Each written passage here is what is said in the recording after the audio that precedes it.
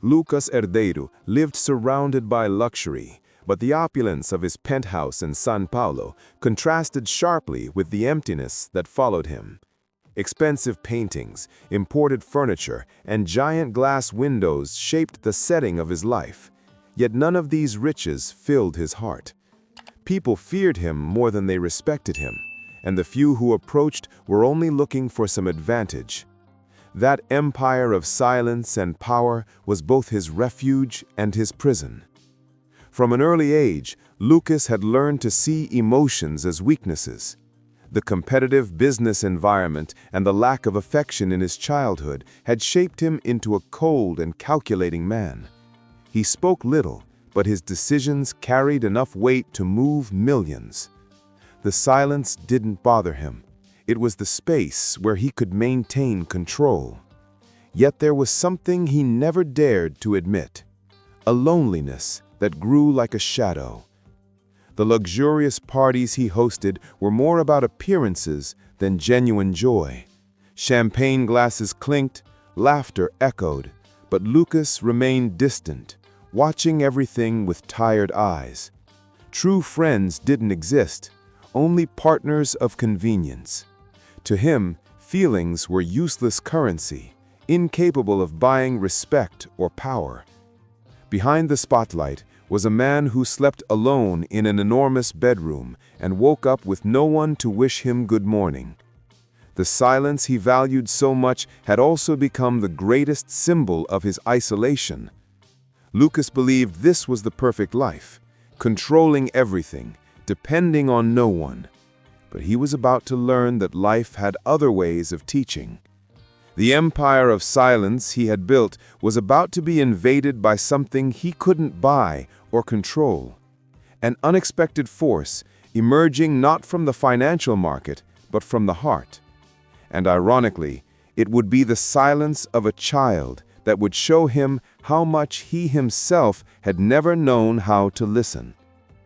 If this story has already touched you right from the start, imagine what's still to come. Subscribe to the channel now and don't miss any of these stories that move you and make you think. The phone call came on an ordinary morning, interrupting his meticulously planned routine. On the other end of the line, the family lawyer explained that Lucas would have to temporarily assume guardianship of Lara, his 8-year-old niece. The girl had lost her parents in an accident and had been living in absolute silence ever since, as she had also become deaf. The judge's decision was clear. He was the legal guardian. Lucas reacted coldly, seeing the news as an inconvenience. His first response was simple: hire someone to take care of her. But the lawyer stressed that by law, he would have to take personal responsibility. For the first time in a long while, Lucas felt he couldn't just give an order and make a problem go away.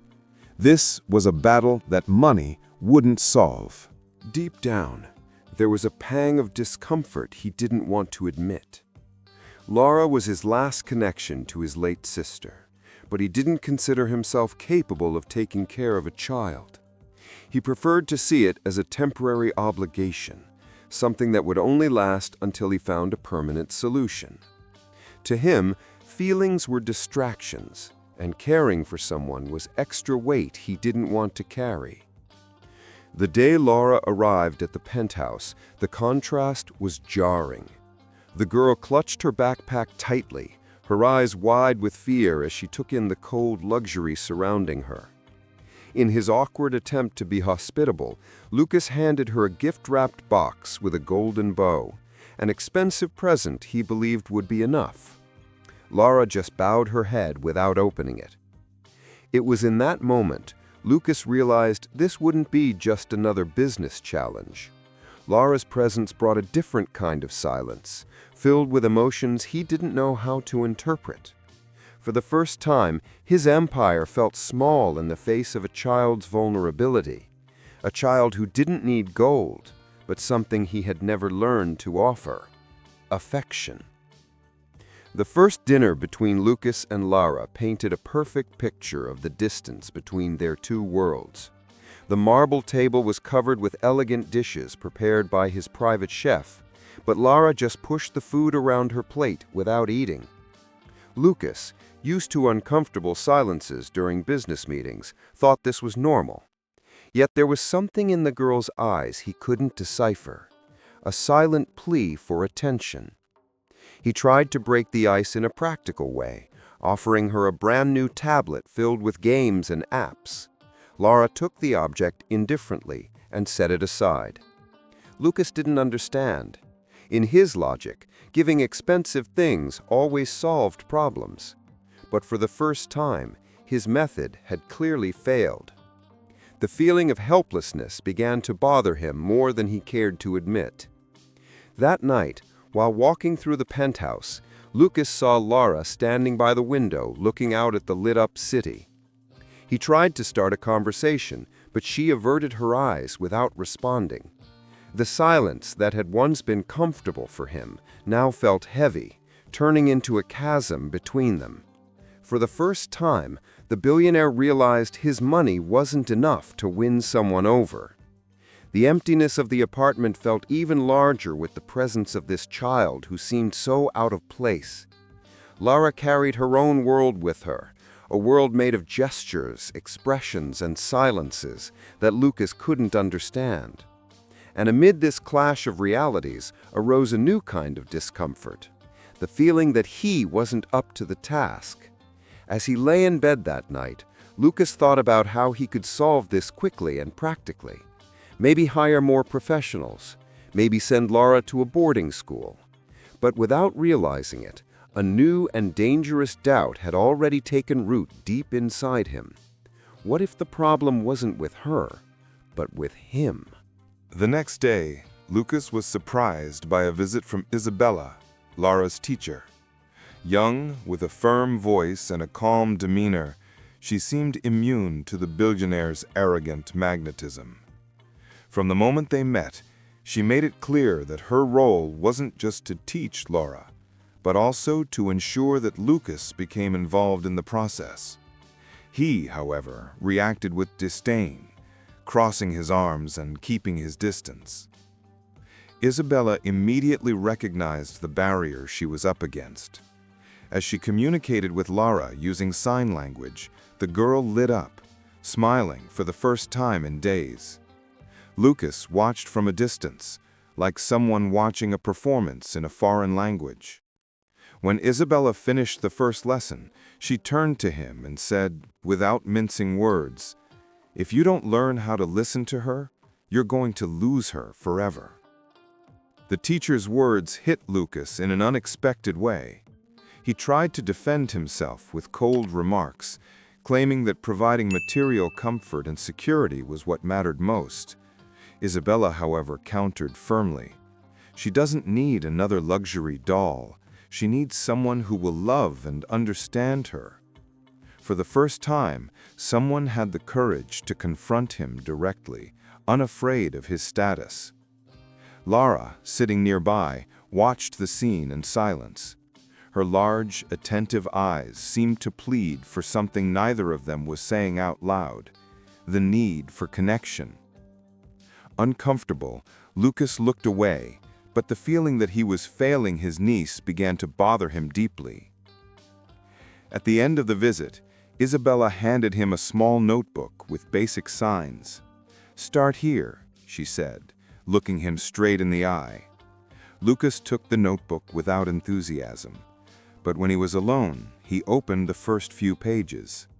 The simple illustrations of the gestures sparked a strange curiosity in him. For the first time, perhaps, he was willing to try something that money couldn't buy. That week, Lucas tried to get closer to Lara, but his lack of skill only widened the gap between them. One afternoon, he found her sitting on the sofa, sketching in a notebook. Curious, he approached and tried to speak to her, but she didn't even look up. Frustrated, he took the notebook, thinking it was just a child's drawing. However, as he flipped through it, he realized the figures represented signs. Lara was trying to communicate through pictures. He tried to improvise a gesture, but his clumsy movements only confused her. Laura, unable to understand what he meant, grew even more frustrated. Silent tears streamed down her face as Lucas stood frozen, not knowing what to do. A heavy silence enveloped him like never before, making the moment unbearable. For the first time, the man who always controlled everything felt completely powerless. Isabella, who had arrived for the lesson, witnessed the scene and couldn't hide her indignation. "Do you think just being physically present is enough? She needs to be heard, not ignored."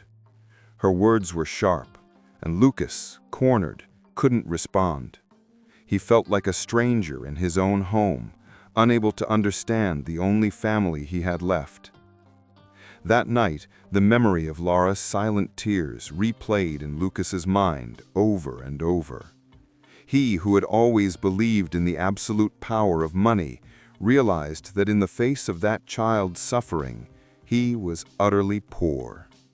The emptiness he had always denied seemed to be finally demanding its price. The shock of that silence echoed inside him, revealing a cruel truth. Laura didn't need gifts, but something he had never learned to give: love and presence. And for the first time, Lucas began to wonder if there was still time to change. Determined to break through Lucas's resistance, Isabella convinced him to join a sign language lesson. He entered the room reluctantly, as if he were wasting precious time. With patience, she started with the most basic signs: hello, family, love. Lucas repeated them mechanically, like someone memorizing a formula without believing in it. At first, his arrogance kept him from truly applying himself. He checked his watch, sighed impatiently, and even quietly mocked the idea of using gestures instead of words. But Isabella didn't back down. "Every sign you learn is a bridge between you and Laura," she said, looking him squarely in the eyes.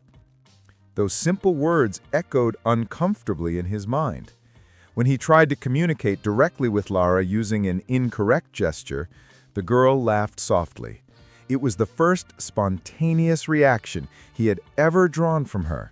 That brief, almost imperceptible smile disarmed Lucas more than any argument could. For the first time, he realized there was something genuine in this form of communication. That night, alone in his office, Lucas opened the notebook Isabella had given him. For the first time, he studied the signs carefully, repeating them in front of the mirror. His movements were still clumsy, but there was something different in him, a genuine desire to learn, not to please others, but to connect. That small, nearly invisible shift would be the first step of an unexpected journey. Without even realizing it, Lucas was beginning to shed his armor of arrogance, and in the cold reflection of the glass window, he saw not just a billionaire, but a man on the verge of discovering a new way to live. In the days that followed, Lucas tried to use the signs he was learning, but his impatience created even more misunderstandings. When he made a mistake, he covered it with sarcasm, and Laura, feeling hurt, would shut down again. It was as if every wrong gesture built a higher wall between them. Lucas hated feeling incompetent, and his pride made him want to give up. One evening, during dinner, Laura made a simple sign asking for water. Lucas didn't understand and just pointed to the pitcher, expecting her to serve herself. The girl's frustration was immediate. She pushed her plate away, crossed her arms, and refused to continue. That small, everyday moment hurt him more than any business defeat ever had. Isabella, who had been watching, stepped in firmly. "You have two choices, Lucas. Keep being the man who commands the world but loses at heart, or learn to be the uncle she needs." The words irritated him, but they also echoed in his mind all night. The arrogance that had sustained him now felt like a burden. Lucas realized it wasn't Laura who was building barriers, it was him, with his pride and resistance. For the first time, he admitted to himself that he was afraid of not being enough, afraid of growing attached and failing. The barrier wasn't in Lara's hands, but in his own closed heart. And in that growing silence, Lucas began to realize that his struggle wasn't against his niece, but against his own ego.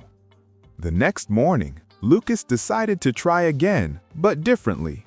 Before the lesson with Isabella, he secretly practiced a few basic signs. When Lara entered the room, he clumsily signed, "Good morning, family." The movements were far from perfect, but the effort was clear. Lara's eyes widened in surprise, and then, for the first time, she gave him a real smile.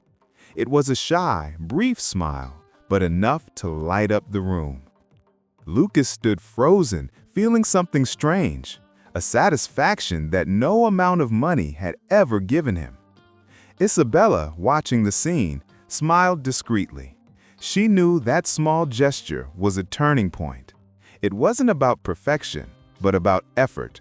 The girl didn't need her uncle to be fluent. She just needed him to try. And in that moment, Lucas took the first real step toward reaching her heart.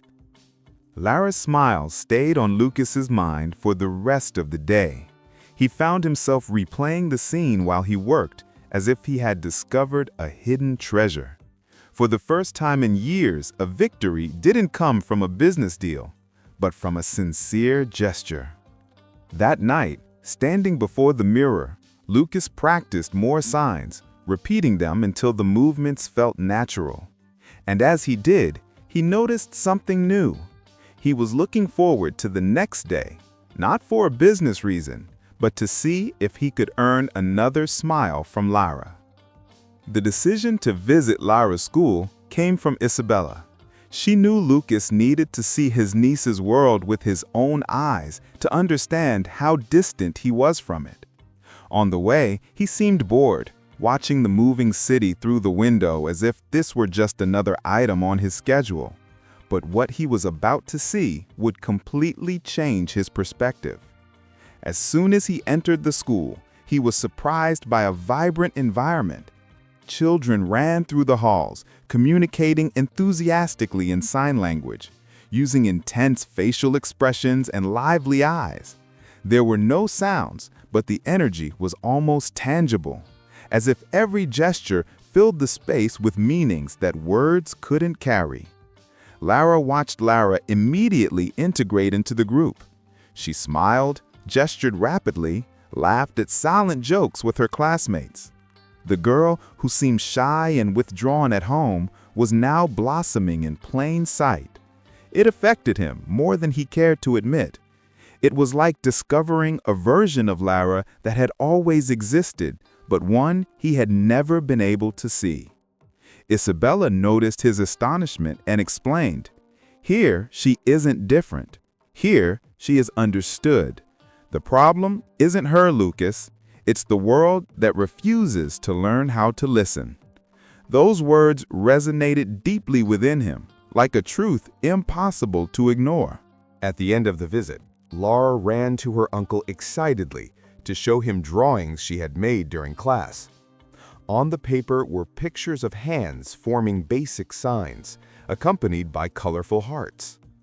Lucas held the drawing carefully, feeling a strange emotion grow in his chest. For the first time, he wanted to keep it like a treasure. On their way back to the penthouse, Lucas looked at his luxurious home with new eyes.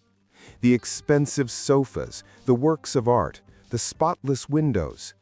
Everything seemed lifeless and empty compared to the school he had just visited.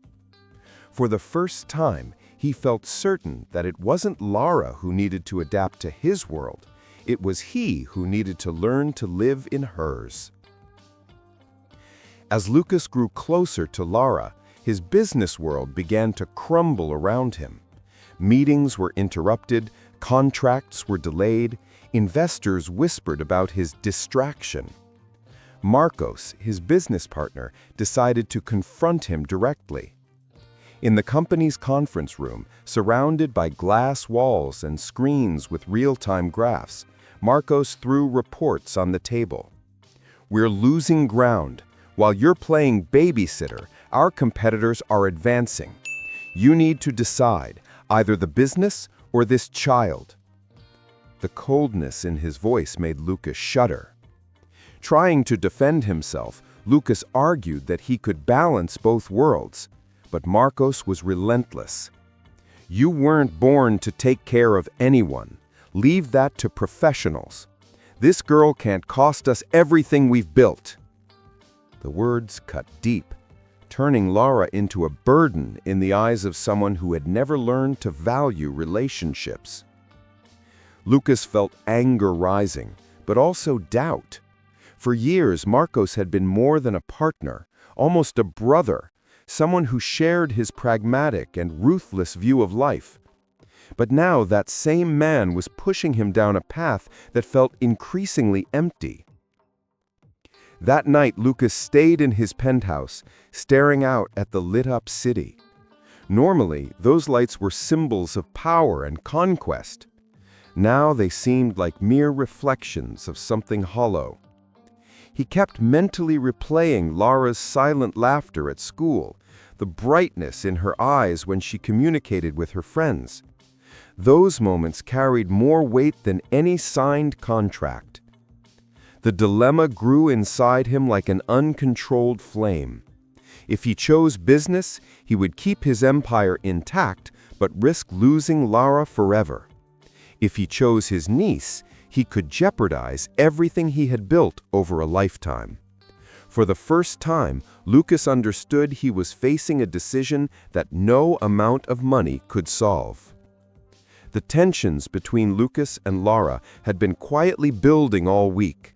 Between business appointments, endless calls, and urgent meetings, he drifted further away from his niece without realizing it.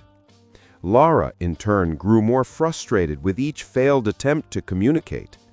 That night's dinner would become the breaking point for everything that had been building up in their hearts. At the long marble table lit by soft lighting, Lucas alternated between hurried bites of food and messages on his phone. Lara made a simple sign to get his attention, but he didn't look up. She tried again more emphatically, and nothing happened. Finally, with her small hand, she slammed it hard on the table, making the silverware rattle. Her eyes were full of tears as she signed angrily, "You're not listening to me!" Lucas froze. He didn't know how to respond or react.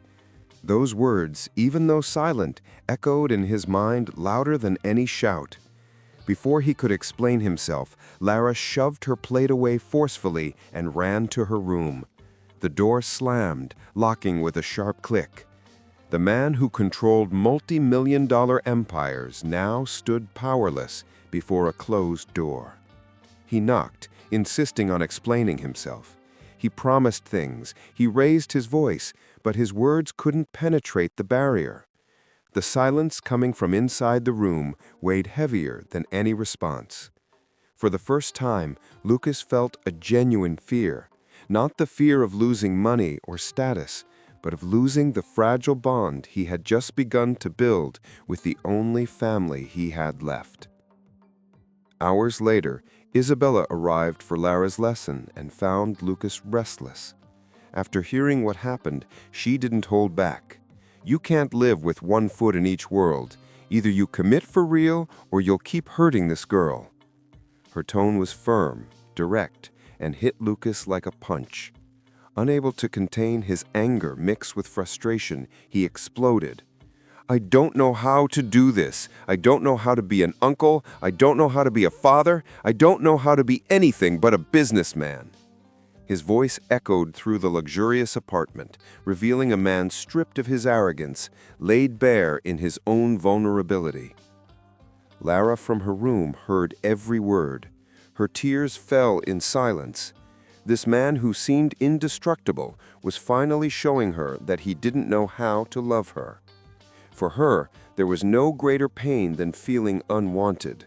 For him, there was no greater torment than realizing his own inability.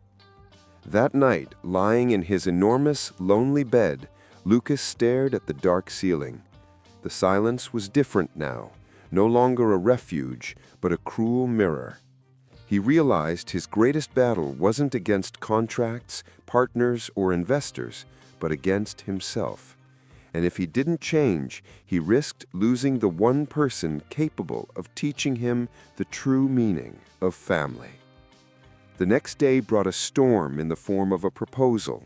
Marco showed up in Lucas's office with folders full of numbers, charts, and promises of astronomical profits. He spoke enthusiastically about a new billion-dollar project, but there was one detail that sounded more like an ultimatum than a condition. For this to work, you need to get rid of her.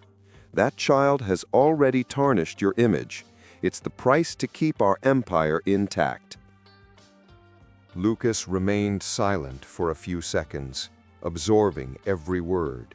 His partner was talking about Lara as if she were disposable, a nuisance that needed to be eliminated. Anger rose like fire in his chest. For the first time, it wasn't directed at competitors or critics, but at himself.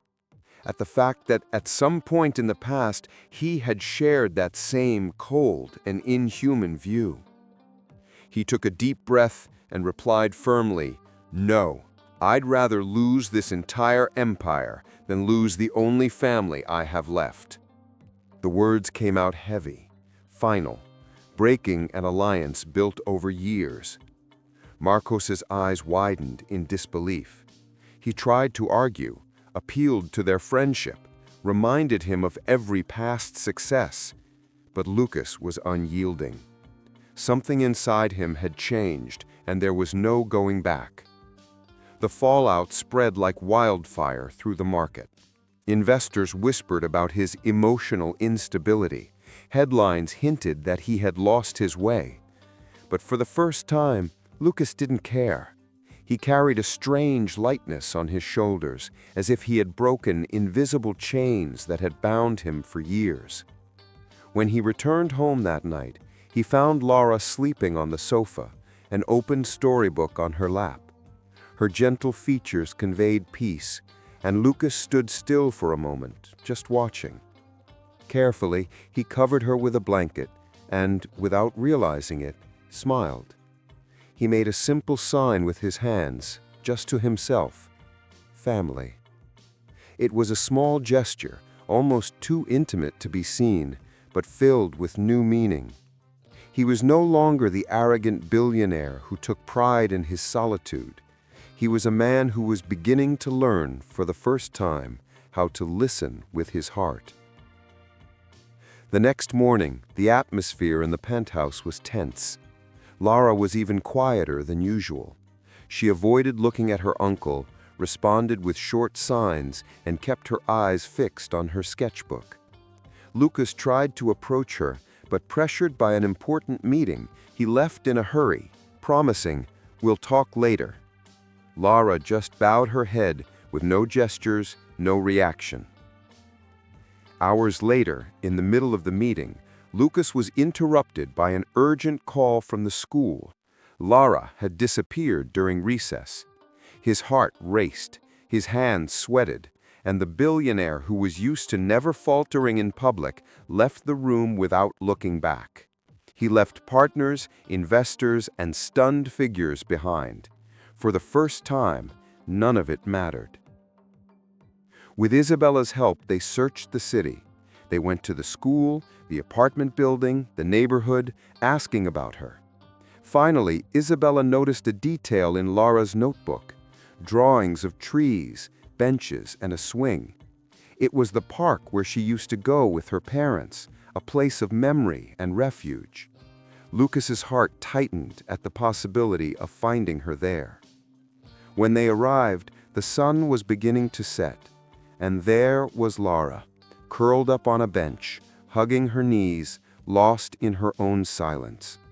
The wind messed up her hair, and her eyes were red from crying. The image cut through Lucas like a blade.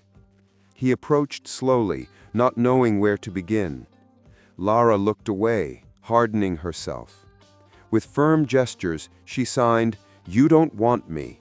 I am a problem." Lucas felt his legs weaken. Every sign from her was a justified accusation of his failures. Desperate, he knelt before her. He tried to form the signs he knew, even with trembling hands.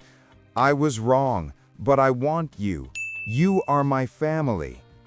The gestures were imperfect, broken up by emotion, but they were true.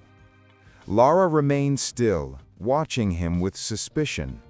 Yet for the first time, her eyes reflected not just anger, but doubt, a crack that could turn into forgiveness. The silence between them felt eternal, until Lucas made one final effort. With tears in his eyes, he slowly repeated the signs he had learned. I love you. His hands shook, but his gaze was fixed on his niece, filled with sincerity.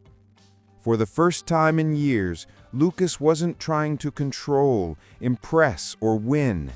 He was simply surrendering. Lara watched him intently. The gestures were wrong, broken, but the feeling was clear. Tears streamed down her face, and she let go of her knees to hug him. The impact of that hug was devastating for Lucas. There, kneeling on the ground in an ordinary park, the billionaire who commanded empires found himself vulnerable and human. Isabella, watching from a distance, couldn't hold back her emotional smile. She knew she was witnessing not just a reconciliation, but the birth of a new man. Lucas had finally understood that listening wasn't about ears, but about the heart. Back at home, the atmosphere was different. Lucas began practicing sign language daily with Lara, turning mistakes into moments of laughter. Their conversations were slow, full of clumsy gestures, but also filled with affection. Every sign was a bridge, bringing them closer. One special night, before bed, Lara made a spontaneous sign, family. Lucas paused for a moment, his heart racing, and responded with an emotional smile, family. For the first time, that silence didn't mean distance, but belonging. The man who once only knew the noise of business was now discovering the peace of listening with his heart. And in his niece's eyes, he found what he never thought would exist in his life, a home. A few weeks had passed since that afternoon in the park, but to Lucas it felt like a whole lifetime had changed. The penthouse, once cold and silent, had transformed into a living home, full of gestures, quiet laughter, and understanding glances. The walls no longer echoed emptiness, but held new stories, built in silence and affection. Lucas now dedicated part of his days to learning sign language with Lara. The mistakes that once embarrassed him became moments of shared fun. Each new sign learned was met with a sparkle in the girl's eyes, as if it were a joint achievement. The man who once took pride in perfection and control now celebrated the simplicity of slow progress. The business world continued to talk about his radical change. Headlines called him unstable. Investors accused him of putting feelings above contracts. But Lucas no longer cared. For the first time, the criticism didn't hurt him. On the contrary, it reinforced his certainty that he had made the right choice. His financial empire might fluctuate, but the kingdom of the heart he was building with Lara was unshakable. He was determined to use his influence differently. He created a foundation dedicated to accessibility projects, bilingual schools, and inclusion programs for deaf people. Every initiative carried his niece's reflection within it, as if Lara had become his true partner in life. The headlines slowly changed. The billionaire, once known for his coldness, was now recognized for the cause he had embraced. Isabella, always present, had become more than a teacher. She was a friend, an advisor, and a bridge between two worlds that were finally connecting. Over time, the relationship between her and Lucas blossomed naturally, without rush, built on respect and admiration. Lara, watching closely, noticed and smiled quietly whenever she saw them side by side. On a sunny afternoon, they returned together to the park where they had experienced their most difficult moment. Lara ran to the swing, laughing silently, and Lucas pushed her gently, letting the wind carry her hair. For the first time, he felt complete, not because he had power, but because he had someone to share his life with. When they sat together on a bench, Lara held her uncle's hand and signed firmly, "You listen to me now." Lucas, with tear-filled eyes, responded without hesitation, "Always." It was a brief exchange, but loaded with the most genuine promise he had ever made. In that moment, he understood that true wealth was never in vaults, contracts, or stocks. It was in that simple gesture, in restored trust, and in the love he had finally learned to give. And so, in a silence full of meaning, Lucas found the greatest treasure of his life, a new chance to begin. Lara's silence taught Lucas the true value of life, to listen with the heart. If this transformation moved you, subscribe to the channel and be part of this journey of stories that remind us of what truly matters. Click now and come be moved along with us.